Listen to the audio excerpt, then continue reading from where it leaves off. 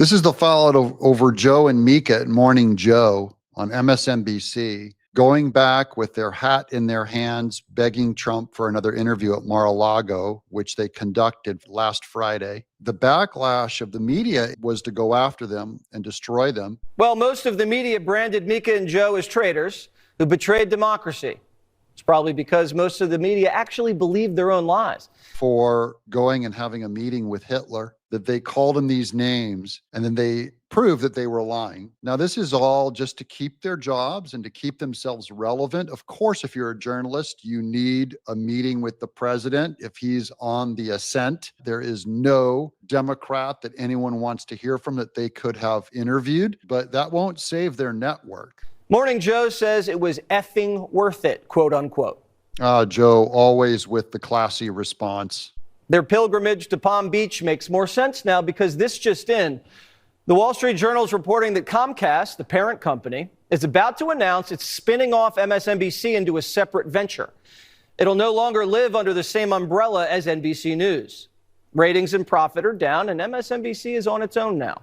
They're dumping NBC as a company, NBC Universal, is dumping the Comcast suite of channels, which include MSNBC, I think Oxygen, I think that's Oprah's channel, the Sci-Fi Network, CNBC, that's the business channel that we quote a lot.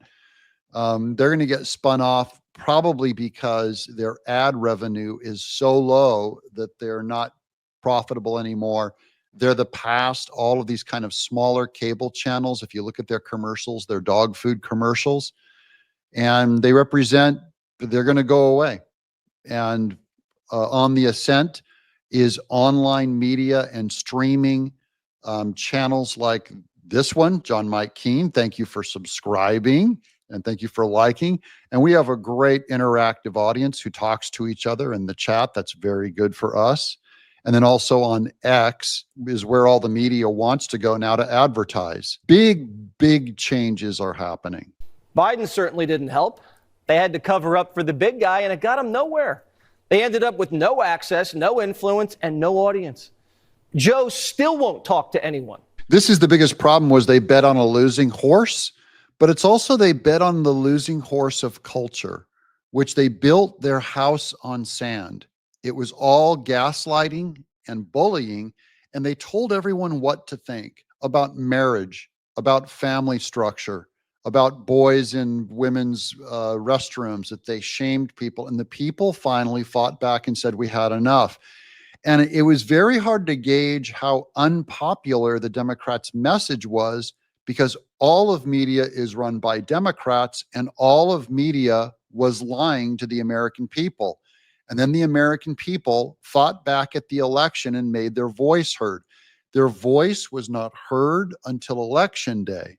So that's when all of the gaslighting and lying stopped. That's when reality hit the Democrat and big culture, Hollywood, universities, that they were overplaying a weak hand, that they kept doubling down on this message, and the people were rejecting it all along. We just didn't know because it was only liars giving us the news. Mr.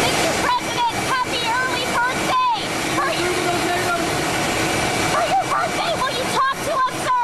As a gift to the press, will you please talk to us? That's the media screaming at Biden in desperation for an interview.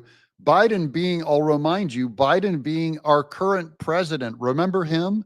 Everyone's forgotten him.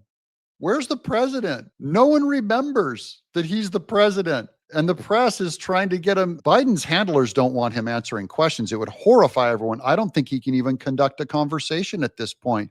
He's so weak and muddled and minded that they're not going to benefit by having him talk to the press. But the press here, this lady just starts screaming and shrieking as she sees her career going up into an airplane and fading off into obscurity. Mr. President, President Biden!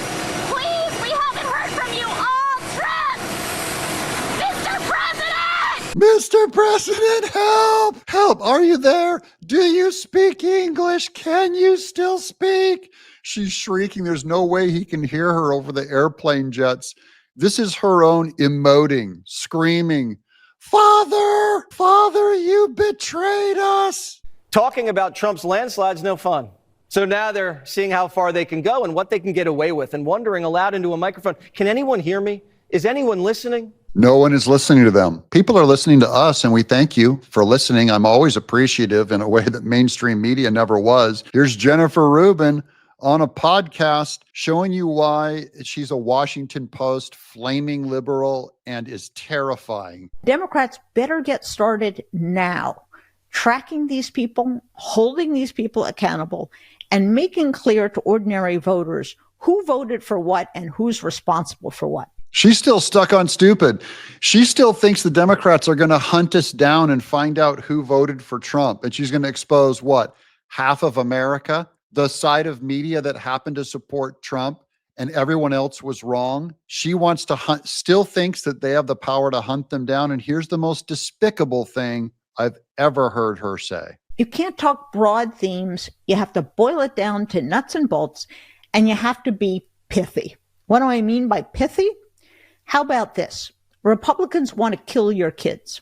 That's pretty funny coming from a pro-choicer like her. What a disgusting thing to say. This is why you're in the past. This is why you're done. And this is also why I don't feel sorry for you for losing your job when you say Republicans want to kill people's kids. How dare you? And I'm just going to laugh at you for a little bit. You're all done. Bye-bye. I'm John Mike Keene.